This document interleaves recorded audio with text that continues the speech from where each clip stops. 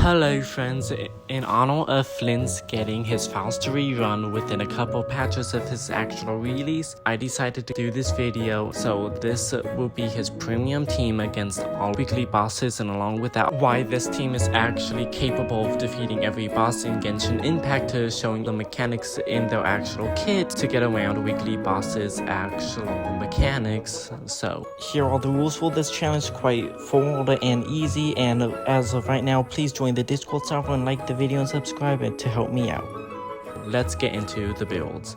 So 95 level Flins, he's on a deathmatch because I didn't get his weapon, and on his signature set, and here's the pieces if you want to have a look at that. He is C1, I got his C1, but I also lost on it. And then he has Crowned Boust and Talents. We can ignore his normal attack, and here are his stats. With the Colobina, okay, level 90, okay. We got her signature weapon, and she is on her signature set, giving her amazing DPS off-field. So yeah, she'll be really a carry for this match. I somehow got her C5 on this amazing luck streak one night, but we did not pull a full C6. Her skill and Boust are crowned because that's really the main thing you want in her kit, and here her stats, amazing. So Sucrose, I'ma be so thrilled. Her trash build isn't even worth showcasing, but here are the weapons, and she's on 4-piece. Iridescent because that's her best in slot, and it honestly does so much more for DPS supporting wise. She is C6, and yeah, just crowned, but in here are her stats. Nefa will be a great unit in this. Here her stats, and we have her signature weapon as well. We're using Sino's thing, Gilded Dream, C0, Crowned Boss, and really nothing else. So yeah, let's get into the first boss. Being immune to both Cryo and Amino, this boss is still quite easy with 6.0 DPSs since this thing has so little of HP. I did almost forget to even film it. Like, I got all of this filming done and nothing. And then last second I was like, oh, I forgot this boss. So yeah.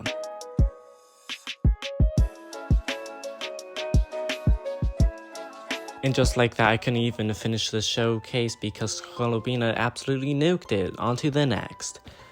Now, Storm Terror. There's no really good main mechanics in these early ones until maybe Leeway with that one dragon. So all you really need to do is shoot down and deal damage to Storm Terror until he gets broken down so you can actually deal damage.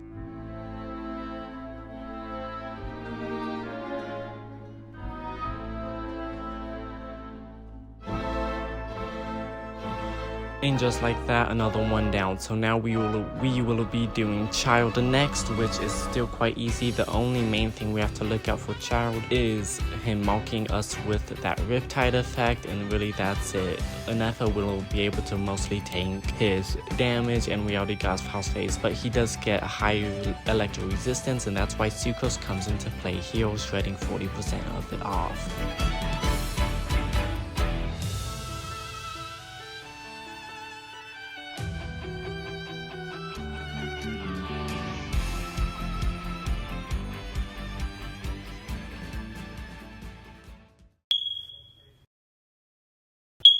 Now this is where the difficulty of boss fights actually spikes up, because Akaza, if I'm pronouncing that right, will be honestly one of the harder bosses, which you're required practically to have a shield for the cleansing ability. If you do not have a shield on your character, once you get marked, you'll take continuous damage, and if you do not have a healer, you're just going to die. So we can either resort to just using Nefa, or we have to go prototype Amber on either Colobina or Sucrose. Now the main real mechanic of this fight is Kaza actually switching different elements he'll use during the boss fight, but when he's doing that, he's actually invincible. So right here, I Boust, it deals no damage as he's switching over to Pyro damage.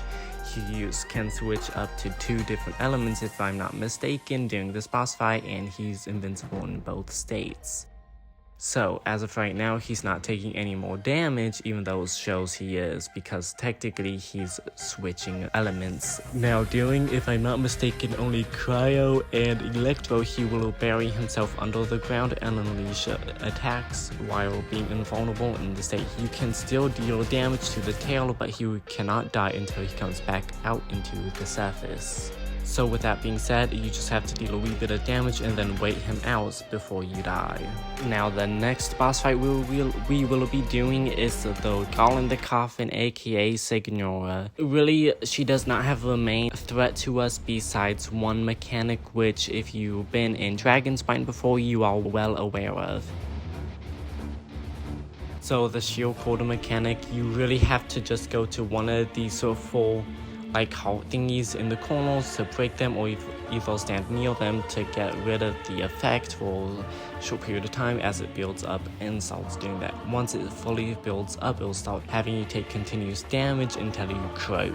Now Signora is practically the same in this boss fight. All we have to do is shield with Nefa and make sure this meter doesn't fill up, and then we just win the boss fight. But we do so much damage that we don't even practically have to look out for other than when she's in the icicle thingy. Next up is Raiden Shogun herself as the boss fight, skipping her little puppet phase because honestly I just like waiting her out just to do a little showcase at the end, like right here. Kind of crazy how Flins done like 700k with his boss pretty much, but honestly on to the next. This boss fight is more like a waiting game in my opinion. So most of this boss's mechanics is waiting him out in most cases besides the first phase where you can just brute force him. Now second phase we literally putting this in 10 times speed because this is how long the second phase actually takes. Now comes with the most challenging part of the boss fight where he starts charging practical nuke. So Sucrose is the main key and the only person we can actually use for this part of the boss fight because she's an Nemo catalyst. Now with that, what that means practically, she will automatically target anything in her range of attacking and start swallowing, and since she is an Nemo, she can swallow all elements and the other ones we can take care of ourselves. Now, if we didn't have Sucrose, we couldn't really do this because we'd be unable to stop the Electro drones, and we only have 10 to 15 seconds to do so before Scaramouche will actually do his one-shot attack. Doing this will actually want the player with a damage phase which weakens Scaramouche's resistance to practically everything so much that you can practically just one-phase him every time. Because Flins couldn't even do his boss right here. So now let's go on to this boss fight isn't even hard at all if I'm gonna be honest. From release everyone said it wasn't really a threat at all, and this is exactly why. Boss phase is quite weak and upfront, and yeah, it's like the Scaramouche fight. Very easy, and so here's the main mechanic of this boss fight. So you have to defend its heart from these little, I don't know, I will call them dead cells.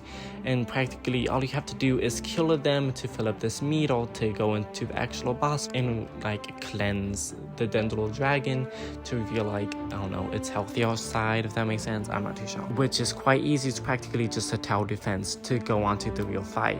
Now this side of the boss fight will actually have an apocalypse thing, but you can actually, if you just out damage it before it does it, you can completely ignore this mechanic whatsoever, so your entire team doesn't die. Now going on to Fontaine is Narwhal, and honestly it's just a winning game. Normally bringing Fontaine characters in this boss fight is recommended, but we do so much damage we can completely ignore the mechanics once again and just one phase it. And just like that, we don't even have to be swallowed by the Narwhal to complete its boss fight like you're supposed to. Now let's get onto the Knave. I haven't done her story quest, so bear with me as we go through the guidebook to actually unlock it, because yeah, I've been quite lazy with my story quests lately, but we do listen and we do not judge. Now the Knave is quite literally just a straightforward boss fight. As long as you're staying in range of her attacks, you can easily do damage to her, and there's really nothing else to note here. You can cleanse this Bond of Life effect she has, like she put on Unefa,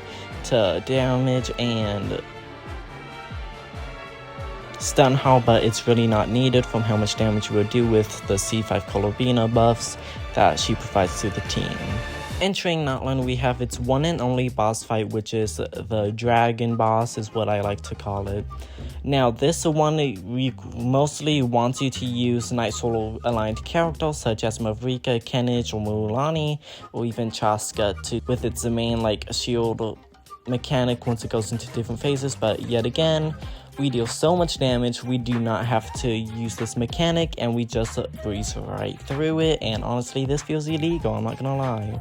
Going back to Mondstadt is its last boss fight, which is the chessboard, which is honestly a quite simple boss. So really what you want to bring in this boss fight is a freeze team such as Skulk's premium team, interrupt its main ocean mechanics, but you can actually bypass it by yet again brute forcing your way through if you have enough damage. Another mechanic here is if you kill the king or queen without killing the other side of the throne, they'll actually revive each other and give their HP to the other one, and it just practically delays the boss fight and doesn't really do anything that really affects it too much, but it's a cute little detail.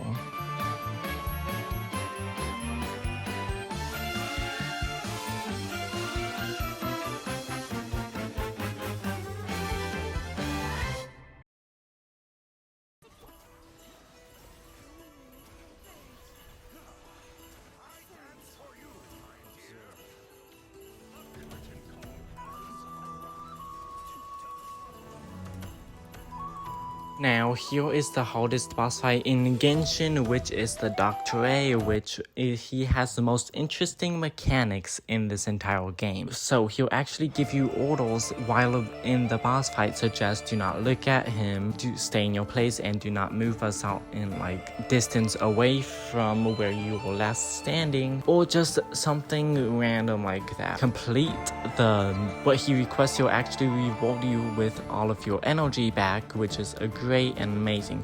But here's where I mess up.